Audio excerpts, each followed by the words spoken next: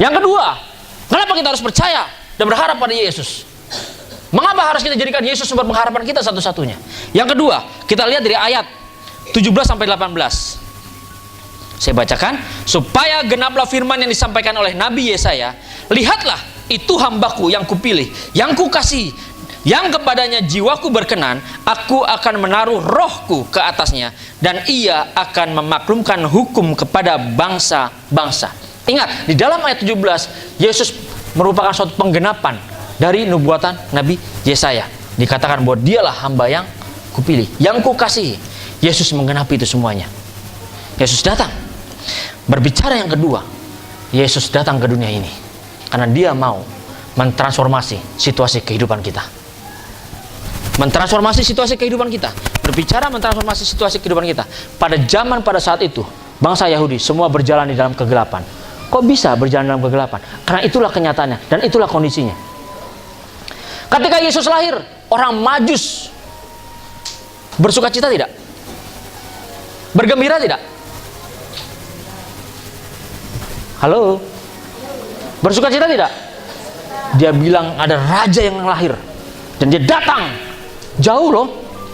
Jauh, tapi dia datang. Dia hampiri ke sana dan memberikan persembahan, emas, kemenyan dan mur. Kalau sekarang kita boro-boro datang kasih angpau, ada yang lahir. Kalau bisa lupa, pura-pura. Banyak yang seperti itu. Tetapi pada saat itu dibilang, inilah dia. Karena mereka semua berada dalam kuasa kegelapan. Mereka hidup di dalam kegelapan. Dan dia tahu bahwa ada terang yang ajaib yang lahir ke dunia ini. Ada raja, seorang raja yang dilahirkan. Dan itu semua sudah nubuatan. Dia percaya itu. Makanya dia bergembira, dia datang ke sana. Orang yang dalam kegelapan bisa melihat terang tidak? Sekarang saya tanya, yang menguasai gelap menguasai terang atau terang menguasai gelap? Ini Pak Pendeta cerdas cermat, tanya-tanya mulu, nggak apa-apa daripada ngantuk. Yang menguasai gelap menguasai terang atau terang menguasai gelap? Terang menguasai gelap. Kenapa mau tinggal dalam kegelapan? Salah sendiri. Ikutin yang enggak. Jelas dikatakan bahwa kegelapan itu semua di bawah hukum maut. Kenapa saya katakan bahwa Yesus datang ke dunia dan mentransformasi kehidupan kita? Dulu kita hidup dalam kegelapan. Percaya? Dulu kita semua hidup dalam kegelapan. Siapa di sini tidak pernah hidup dalam kegelapan? Siapa semua sejak lahir percaya bahwa Yesus adalah Tuhan? Sungguh-sungguh percaya. Anak kecil saya nggak banyak ngomong deh. Anak kecil ngikut aja apa kata orang tua, disuruh ke gereja. Tetapi yang sungguh-sungguh bahwa Yesus adalah Tuhan dan Juru Selamat kita. Ketika kita ada masalah, kita percaya pada Yesus. Lebih banyak pergi kemana? Ke dukun, percaya omongan dukun, percaya omongan cenayang, atau percaya pada firman Tuhan yang Tuhan katakan. Yesaya 9 ayat 1-2. Ini bukti. Bangsa yang berjalan di dalam kegelapan telah melihat terang yang besar. Mereka yang diam di negeri kekelaman, atasnya terang telah bersinar. Siapa terang itu? Engkau telah menimbulkan banyak sorak-sorak dan sukacita yang besar. Mereka telah bersukacita di hadapanmu, seperti sukacita di waktu panen, seperti orang bersorak-sorak di waktu membagi-bagi jarahan. Di dalam kegelapan berarti di dalam maut. Saya katakan, dulu saya berada di dalam kegelapan. Kok bisa sekarang saya berdiri di sini saya sampaikan, hai semua yang sering pergi ke dukun, hai semua yang percaya kepada hal-hal yang gaib, bertobatlah. Tinggalkan itu semuanya. Dulu saya waktu masih kecil, saya nggak mau jelek-jelekin orang tua, tetapi ini fakta yang harus saya katakan. Ketika mau ujian sekolah, semua biasanya di sini masih ada nggak ya yang suka datang dulu ke papa saya? Papa saya dulu kalau datang sini suka ngumpet-ngumpet, pada sering datang lah, berobat lah, ini itu segala macam. Dulu papa saya kalau datang ke sini selalu ngumpet-ngumpet sama saya, tuh sering ngumpet-ngumpet supaya nggak kelihatan orang. Banyak yang minta diurut, banyak yang minta berobat. Dulu kalau anaknya mau ujian, mau sekolah supaya naik kelas, pada datang ke rumah tuh, dibikin tahu nggak? Wah, nggak ada yang tahu nih. Ada yang tahu hu? Tahu rumahnya orang Cina? Siapa di sini orang Tenglang? Saya pengen tangan-tangannya terangkat. Cuma saya sendiri? Atau ragu-ragu? Katanya Tengilan. Nih, Kalau kita datang ke rumah orang-orang Chinese, sering ada, kali di rumahnya ada tuh tempelan kertas kuning atau kertas merah, ada oret-oretannya spidol. Nah itu saya setiap dulu kalau mau ulangan umum, dibikinin itu, dibikinin, dibakar, masukin, kasih air, minum. Giliran ujian bisa nggak? Nggak sinau. Dulu kalau kakek saya bilang tuh, Chan Sikun bilang, sinau, sinau. Bisa nggak?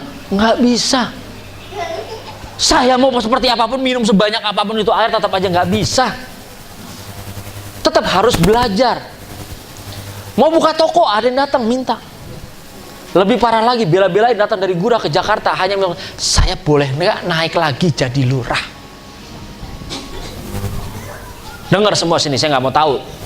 Pak Lurah juga di sini, saya bilang, jangan percaya hal-hal seperti itu. Percayalah kepada Yesus, karena Yesuslah pengharapan kita. Kita cuma dibohongin, kita cuma dikadalin doang sama iblis, karena dia berusaha menguasai kita. Makanya kita seperti kebo yang dicucuk hidungnya, ngikutin air ludah dikumur-kumur, minum, mau. Bayangin, suruh nyedot ingus anaknya aja mikir-mikir, ini akhirnya Pak Dukun, kasih minum. Yakin sembuh. Itu yang terjadi. Itu yang terjadi. Dan saya berbicara ini adalah fakta, bukan omong kosong. Itu kenyataan. Itu kenyataan. Itu yang terjadi. Dan kenapa Yesus tangkap saya? Karena saya tahu. Dan saya mengerti bahwa Yesus ingin menyampaikan semuanya, berita ini kepada tempat ini, bahwa Yesuslah pengharapan kita, bahwa hanya Yesuslah pengharapan kita apapun masalahmu. Berbicara situasi, Yesus mentransformasi situasi hidup kita. Berarti situasi yang terjadi dalam kegelapan dipindahkan kepada terang yang ajaib. Ada ayatnya. Efesus 5 ayat 8. Luar biasa ayat ini. Saya sangat suka cita sekali. Efesus 5 ayat 8 yang katakan, memang dahulu kamu adalah kegelapan, tetapi sekarang kamu adalah terang di dalam Tuhan. Sebab itu hiduplah sebagai anak-anak terang. Yesus datang ke dunia membebaskan kita, mentransformasi hidup kita yang tadinya kita tinggal dalam kegelapan dan pindahkan kepada terangnya. Yang tadinya kita adalah anak-anak kegelapan yang di bawah naungan iblis, yang di bawah naungan maut, kuasa maut, apapun itu, intimidasi daripada dunia ini, krisis ekonomi, sakit penyakit, kanker, tumor, apapun itu, semua intimidasi kuasa kegelapan. Tetapi ketika dipindahkan kepada terang yang ajaib, kita percaya bahwa Yesus adalah satu-satunya sumber kehidupan kita. Amin. Dulu kita gak punya uang, sekarang kita percaya Yesus. Apa punya uang? Gak punya uang juga, tetapi kita tetap bersuka cita. Dulu gak punya uang, kita bersuka-suka. Gak punya uang. Ke gereja, apa pendetanya mau kasih makan? Ke gereja mau cari makan atau cari Tuhan?